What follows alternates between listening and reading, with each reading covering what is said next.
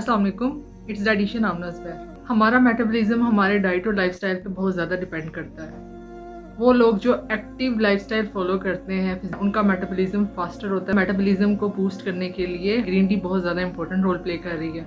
इसमें एंटीऑक्सीडेंट्स होते हैं जो कि हमारी हेल्थ के लिए बहुत ज़्यादा इंपॉर्टेंट है। अगर हम ग्रीन टी में लेमन यूज़ करें तो वो इसके इफेक्ट को बहुत ज़्यादा बढ़ा देती है। और कुछ लोग ऐसे भी हैं जो कि ग्रीन टी नहीं यूज़ कर सकते या एलर्जिक होते हैं ग्रीन टी को, तो वो सिनेमन टी, दालचीनी की टी यूज़ कर सकते हैं। इसके अलावा स्पीयरमिंट टी जो कि हार्मोनल इम्बैलेंसमेंट के लोग यूज़ कर सकते हैं, उनके लिए बहुत ज़्यादा बेस्ट है। और ये भी एक मेटाबॉलिज्म को बूस्ट करने में अहम रोल प्ले कर रही है। स्लीप हमारे लिए बहुत ज़्यादा इंपॉर्टेंट है। प्रॉपर स्लीप आपकी हेल्थ के लिए, रिकवरी के लिए, मसल ग्रोथ के लिए, रेस्ट के लिए बहुत ज़्यादा इंपॉर्टेंट है, बहुत ज़्यादा ज़रूरी है।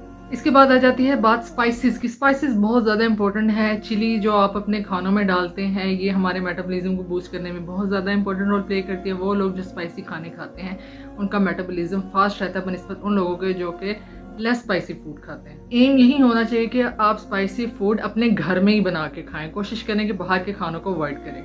इसके अलावा खानों के साथ साथ ये ज़रूरी है कि हम अपनी विटामिन्स और मिनरल्स की रिक्वायरमेंट्स को पूरा करें। और इसके लिए बहुत इंपॉर्टेंट है कि आप बी कम्प्लेक्स विटामिन्स अपनी डाइट में ज़रूर शामिल करें, क्योंकि बी कम्प्लेक्स बहुत जल्दी हमारी बॉडी में कमी हो जाती है। जैसे कि हम जानते हैं कि एक एवरेज पाकिस्तानी, हर पाकिस्तानी की खुराक इस तरीके की है कि उसमें विटामिन्स का होना बहुत ज़्यादा ज़रूरी है। और हमारी डाइट के थ्रू खाली हम अपने मल्टीविटामिन्स की रिक्वायरमेंट को पूरी नहीं कर सकते। इसलिए आपको चाहिए कि आप लोग स्पेसिफिक कोई मल्टीविटामिन ज़रूर लें जो आपकी सेहत के लिए बहुत ज़्यादा इंपॉर्टेंट है। और ये भी हमारे मेटाबॉलिज्म को बूस्ट करने में अहम रोल प्ले कर रहे हैं। और कोशिश करें कि नाश्ता हमेशा बादशाहों की तरह करें। दोपहर का खाना लाइट हो और रात का तो बिल्कुल सादा ग़िज़ा होनी चाहिए, जैसे कि आपकी सैलड यूज़ कर सकते हैं।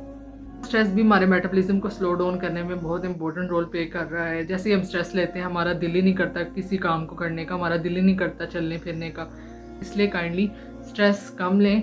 और स्ट्रेस के लिए आजकल बहुत सी इनहेलेशन एक्सहेलेशन थेरेपीज आई हुई हैं। काइंडली उन थेरेपीज़ को फॉलो करें। जैसे कि कहा जाता है कि आप डबल इनहेल और सिंगल एक्सहेल करेंगे तो अपने स्ट्रेस को कम कर सकते हैं। काइंडली इन थेरेपीज़ पर फोकस करें।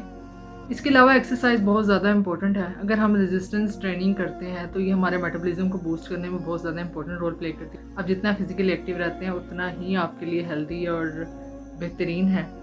और अपने लाइफस्टाइल को कोशिश करें कि एक्टिव रखें और एक्टिव लाइफस्टाइल फॉलो करें।